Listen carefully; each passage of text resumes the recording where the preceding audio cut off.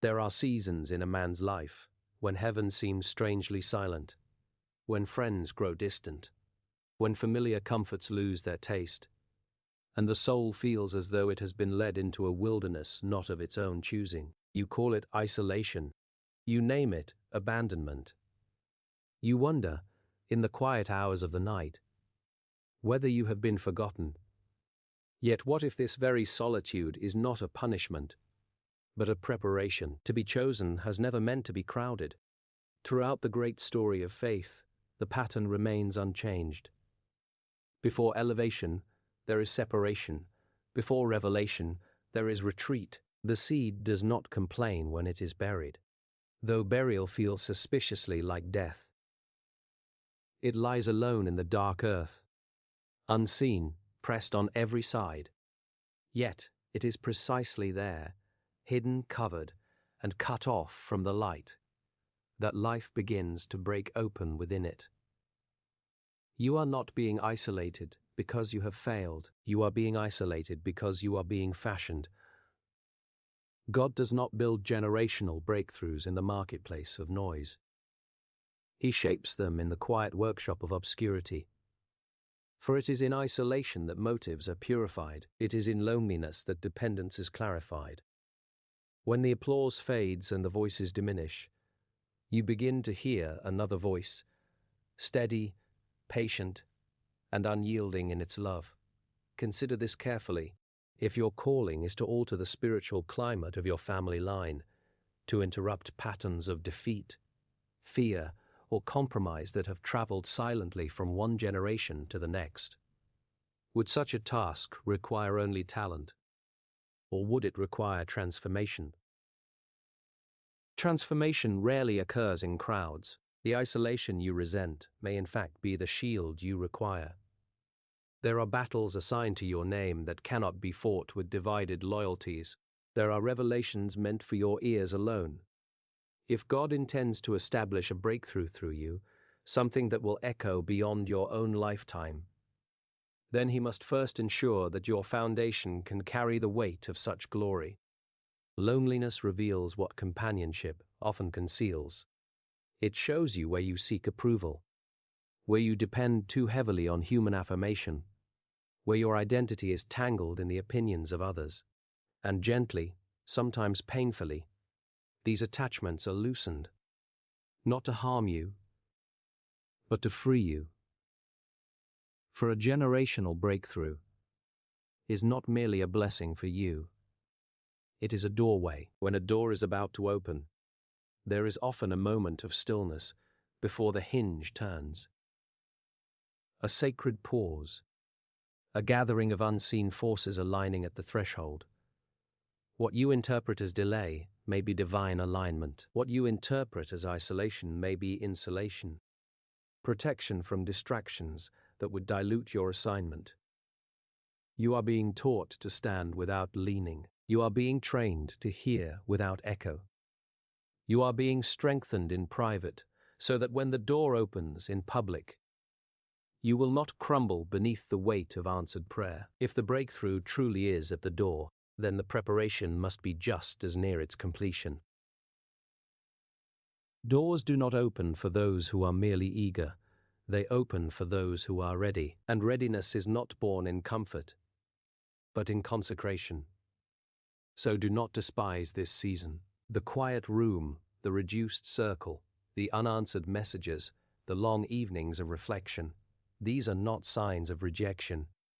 They are not signs of rejection. They are evidence of refinement. The chosen are often set apart before they are sent forth, and perhaps even now. What feels like isolation is simply the final moment before the handle turns, and what has been forming in silence steps boldly into the light. There are seasons in a man's life when heaven seems strangely silent, when the familiar warmth of companionship cools without explanation, and when the soul feels ushered into a quiet corridor where no echo returns its cry. You have named this corridor isolation. You have wondered whether some hidden fault has brought you here. Yet it is entirely possible that what feels like abandonment is, in truth, appointment. To be chosen has never meant to be surrounded. It has meant to be set apart. We are accustomed to thinking of favor as increase, more friends, more opportunities, more visible affirmations. But divine favor often begins with subtraction. The gardener does not shout at the branch before he prunes it. He simply cuts. The branch, if it could speak, might accuse the gardener of cruelty. It might interpret the trimming as loss rather than preparation. And yet, it is precisely this cutting that allows for greater fruitfulness in the coming season. Isolation is a form of pruning. When God intends to establish something through you that will outlive you, when He purposes to break patterns that have clung stubbornly to your family line, He must first address the roots within you. Generational struggles are not undone by enthusiasm alone. They are undone by transformed character, renewed thinking, and a heart that has been disentangled from every lesser dependency. Crowds often conceal our weaknesses. Solitude exposes them. In the presence of others, we can borrow strength, adopt language that sounds like conviction, and lean subtly on the approval of those around us. But in isolation, such supports are removed. You are left with your own thoughts, your own doubts, your own prayers that seem to rise into a vast silence. It is there, precisely there, that the deepest work begins. For when you can stand alone without collapsing into despair, you are learning to stand upon something firmer than human affirmation. The soul, like iron, must sometimes enter the fire before it can bear weight, and fire, by its nature, separates. It draws out impurities that comfort would have left untouched. This season you are walking through is not random. It is deliberate. The reduction of distractions is not oversight. It is design. You are being taught to discern the difference between God's voice and the noise of the world. When conversations diminish and invitations lessen, you may discover that your inner life grows louder. Questions surface that busyness once suppressed. In isolation, God does not merely speak to you.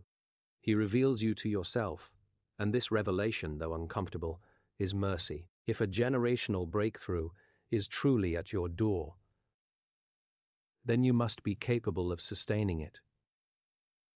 Blessings, unaccompanied by maturity, become burdens. Influence without depth becomes collapse waiting to happen. Therefore, the hidden season is not a delay of destiny.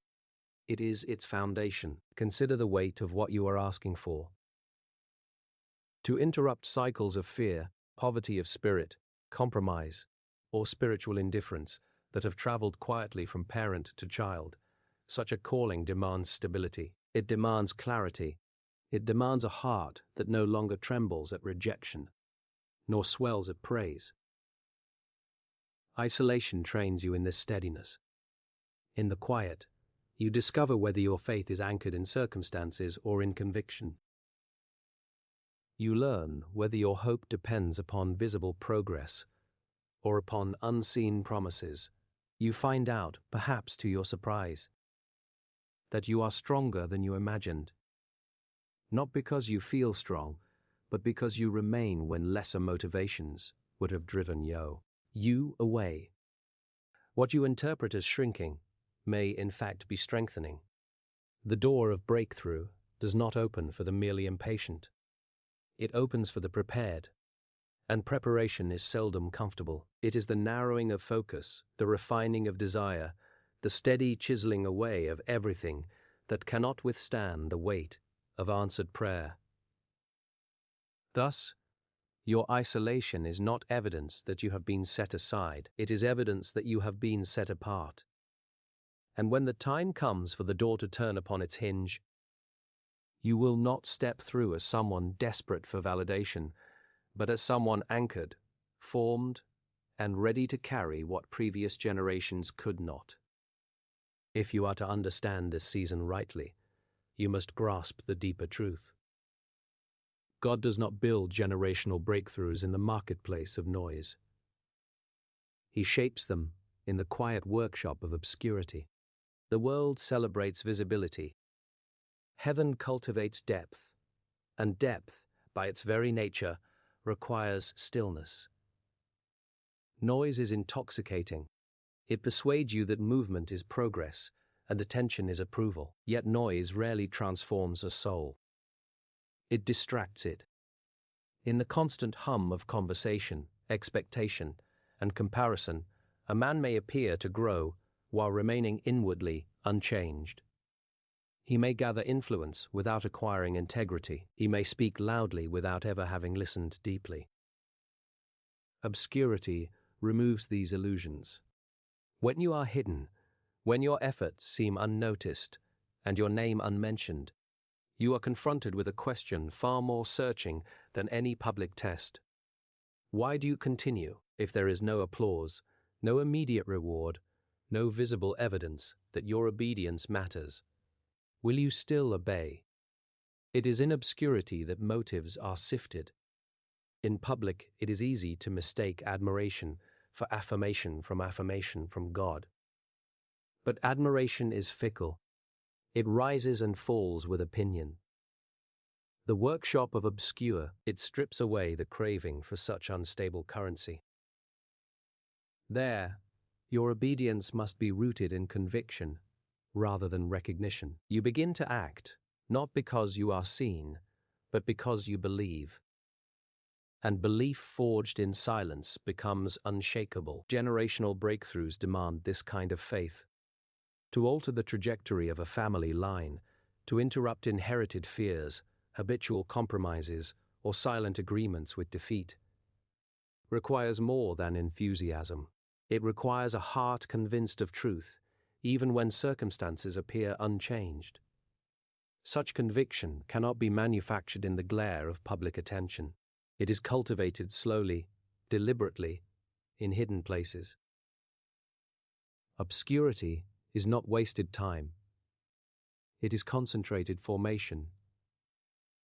In the quiet workshop, God addresses the subtle fractures in your character that noise would have concealed. Pride is exposed. Impatience is revealed. The need to control outcomes is gently, and sometimes painfully, confronted. These are not punishments, they are preparations. A breakthrough carried by an unrefined soul would collapse under its own weight. Consider the craftsman shaping a vessel. He does not rush the process simply because the clay desires to be displayed. He presses, molds, and refines, often out of sight. The shaping is deliberate. The pressure is purposeful. Only when the vessel can withstand the heat of the kiln does it become fit for use. You are in the shaping. Obscurity also trains endurance. When progress is not publicly acknowledged, you learn to measure growth differently. You begin to value unseen discipline over visible success. You discover that the most significant victories occur within, when resentment is replaced with forgiveness, when fear yields to trust, when obedience persists, despite uncertainty. These inner victories form the architecture of lasting change. For a generational breakthrough is not a fleet, ingy event. It is a sustained shift. It alters patterns not for a moment, but for decades. It requires someone steady enough to maintain it, humble enough to steward it, and grounded enough not to be corrupted by it. Such steadiness is born in obscurity. If you were elevated prematurely, the noise might distort your hearing. The praise might inflate what has not yet been strengthened. The opposition might crush what has not yet been fortified. Therefore, the hidden season is mercy. It shields you while you are being solidified. In obscurity, your roots grow deeper than your branches. No one applauds roots.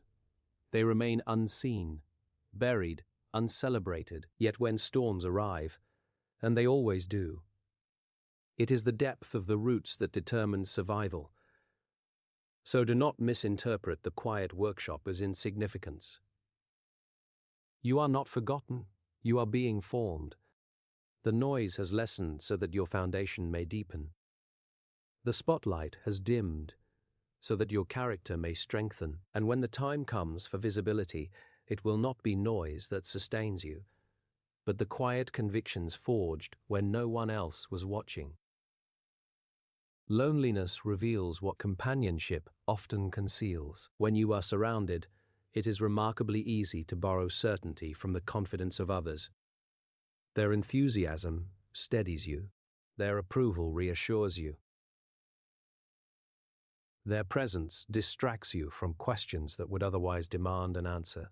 But when companionship thins and silence stretches longer than you prefer, what was once hidden begins to surface. Isolation is a mirror. It shows you where you have leaned too heavily upon human affirmation. It uncovers how much of your identity has been quietly stitched together from the opinions of others. In company, you may feel secure simply because you are included. In loneliness, you must confront whether you are secure, even when you are unseen. This confronted ion is not cruelty. It is clarity. If you are to carry a generational breakthrough, if your life is to mark a decisive turn in patterns that have long governed your family's story, then your identity cannot be suspended upon the fragile thread of approval. Generational change requires an anchor deeper than applause and stronger than rejection. It requires a self that is rooted in truth rather than in trend. Loneliness presses this question upon you. Who are you when no one is watching? Idaigwaya, when no one is watching. Idaigwaya grows louder, doubts you ignored begin to speak. Old wounds, once muted by busyness, demand attention. You may discover insecurities you did not know were guiding your choices. You may realize that some of your ambitions were fueled less by calling and more by comparison. Such discoveries can feel unsettling, yet they are essential, for what is concealed in community can quietly sabotage destiny. If your decisions are governed by the need to impress, you will hesitate when obedience risks misunderstanding. If your peace depends upon being liked, you will compromise when truth invites conflict. Isolation exposes these tendencies not to shame you, but to free you.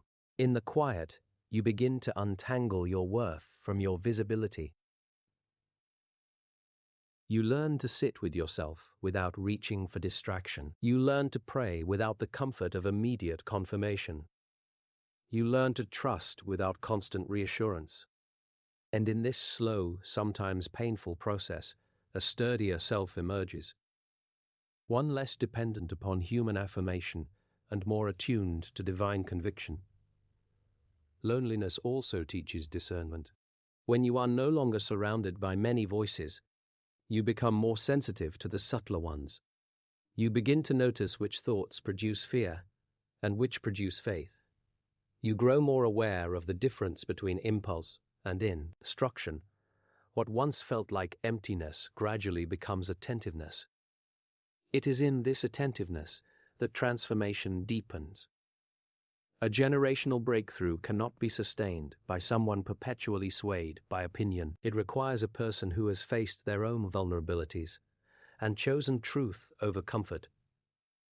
It requires someone who has allowed loneliness to refine rather than embitter them, for loneliness can harden the heart or humble it. If resisted, it may produce resentment. Why am I alone? Why have others moved on? But if received as a season of refinement, it produces resilience. You begin to stand without needing constant validation. You act from conviction rather than from crowd consensus. You discover that solitude does not diminish you. It defines you. In this defining, misplaced dependencies fall away. You no longer chase every invitation. You no longer measure your worth by response or recognition. Your confidence grows quieter, yet firmer. It is no longer loud because it no longer needs to prove itself. And when the time comes for the door of breakthrough to open, you will step forward, not as someone desperate to be seen, but as someone who has already seen themselves clearly. Loneliness will have done its hidden work. It will have stripped away the borrowed layers and revealed the core. What companionship once concealed, isolation has uncovered, and in that uncovering, you have been strengthened to carry what others before you could not. When a door is about to open, there is often a moment of stillness before the hinge turns, a pause so subtle that it can be mistaken for delay. You stand before what feels like an unmoving wall, unaware that on the other side, unseen preparations are reaching their completion. What you interpret as stagnation may, in truth, be alignment. There is a sacred rhythm to divine timing. It does not rush to satisfy impatience, nor does it delay without purpose. It moves with precision, and just before breakthrough, there is frequently a narrowing, a drawing, inward, a quieting of activity, a sense that something is being held in suspension. This stillness is not absence, it is concentration. Consider how an archer pulls the arrow backward before releasing it forward. The backward motion appears contrary to the intended direction. If one judged only by sight, one might assume retreat rather than progress. Yet the tension in that backward pull is precisely what determines the distance the arrow will travel. So too with your life. If you sense a tightening, a reduction, a pause where you expected acceleration, it may be that you are being drawn back for greater propulsion. Breakthrough is not merely about arrival. It is about readiness. A door may stand directly before you, but if you are not strengthened to walk through it, the opportunity could overwhelm rather than elevate you. Could island orphan feels like restriction. Old habits are confronted. Certain relationships shift or fall away. Opportunities that once seemed promising quietly dissolve. You may wonder why doors you anticipated have closed, unaware that these closures are clearing the corridor for the one that truly matters. Not every open door leads to destiny. Some merely distract from it. In this season, God is aligning not only circumstances, but character. A generational breakthrough is weighty. It alters patterns that have endured for decades.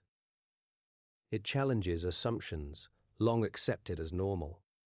It establishes a new standard where compromise once prevailed.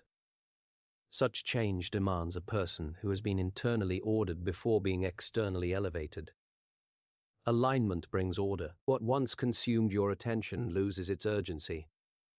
What once seemed secondary begins to feel essential. There is a refining of focus, a sharpening of discernment. You are being tuned as an instrument before performance, so that when the moment arrives, your response will be clear and steady. This process is rarely dramatic. It is often quiet and incremental. A conviction here, a correction there, a subtle redirection of thought. You may not recognize its significance until you look back and see how differently you now think, how differently you now choose, how differently you now respond. The stillness before the door opens is also a test of trust. Will you remain faithful when movement appears minimal? Will you continue preparing when evidence seems scarce? Many abandon their post in the final stretch because the silence feels too long. Yet it is often in that very silence that the final arrangements are being secured. Breakthrough is not chaotic. It is orchestrated. Pieces must align within you and around you. Timing must converge. Lessons must settle into lived conviction rather than mere understanding. If the door were to open prematurely, You might step through with excitement, but without endurance. Alignment ensures that when you cross the threshold, you will not merely enter. You will remain, so if this moment feels suspended, resist the urge to interpret it as denial. It may be that the hinge is being fastened, the frame reinforced, the path beyond cleared of obstacles unseen to you. The quiet is not emptiness, it is expectancy. And when the door does open, it will not swing on impulse, but on intention. You will recognize that the pause was not punishment. It was preparation measured with care, ensuring that what begins will not quickly collapse, and that what changes through you will endure long after the threshold has been crossed. Doors do not open merely because someone stands before them with desire. They open when the one who stands there has been made ready to carry what lies beyond. Readiness is a quieter virtue than ambition. It does not announce itself with excitement. It proves itself through endurance, and if a generational breakthrough truly waits at your threshold, then readiness must run deeper than longing. We often imagine that opportunity is the great reward, yet opportunity, without preparation, can become a subtle burden. A blessing received before character is strengthened may expose weaknesses rather than fulfill promise. Thus, what feels like delay is often the full work of reinforcement. Readiness is formed in repetition. It is built in the unseen decisions to remain disciplined when distraction beckons, to choose integrity when compromise would be easier, to persist in prayer when no immediate answer arrives. These small obediences appear insignificant, yet they accumulate. They shape reflexes. They steady emotions. They anchor conviction. If you are to alter the course of your family's spiritual history, you must become predictable in faithfulness. Breakthrough is not sustained by momentary passion, but by consistent character. Passion may ignite change. Character maintains it. And character is not forged in public triumph, but in private surrender. You are being strengthened in private, so that you will not collapse in public. Consider how easily influence can distort a soul unaccustomed to solitude. When affirmation multiplies, pride can quietly infiltrate. When responsibility increases, fear can subtly paralyze. If you have not learned to stand alone, applause will intoxicate you, and criticism will unmake you. Readiness protects you from both extremes. There is also a certain humility required to steward a breakthrough. To be the one through whom cycles are broken is not an invitation to self-exaltation, it is a call to deeper dependence. For what you carry is not solely for your own advancement, it is for the restoration of others. Such stewardship demands a heart that has been softened, corrected, and refined. Readiness, therefore, includes surrender. It is the relinquishing of timelines you would have preferred. It is the acceptance that growth cannot be hurried without being weakened. It is the quiet acknowledgement that you are being shaped for something larger than immediate gratification. In surrender, impatience loses its grip, and trust gains ground. You may not feel ready. Indeed, those most prepared feel least certain of themselves. This, too, is part of maturity. Confidence that rests entirely in one's own ability is fragile, but confidence rooted in dependence is resilient. When you know that your strength has been tested in hidden places, you do not tremble as easily before visible challenges. Readiness also involves the healing of old wounds, unresolved bitterness, lingering resentment, unaddressed fear. These cannot accompany you through the door of lasting breakthrough. They would poison what is meant to bless. Therefore, this season presses you to confront what you might otherwise ignore. Forgiveness becomes necessary. Patience becomes essential. Self-examination becomes unavoidable. These are not detours. They are construction. A structure intended to stand for generations must rest upon a foundation carefully laid. Cracks left unattended will widen under pressure. So the builder attends to every detail. What seems excessive to you is exactness to him. What feels slow to you is stability in the making. When the door finally opens, you will recognize that the greatest gift was not merely the opportunity itself, but the person you became while waiting. You will step forward not driven by desperation, but guided by discernment. You will carry authority without arrogance, confidence without conceit, strength without conceit, strength without harshness. And then you will understand that readiness was never about earning the breakthrough. It was about becoming capable of sustaining it. So that what begins with you does not end with you, but continues steady and unbroken into generations yet to come.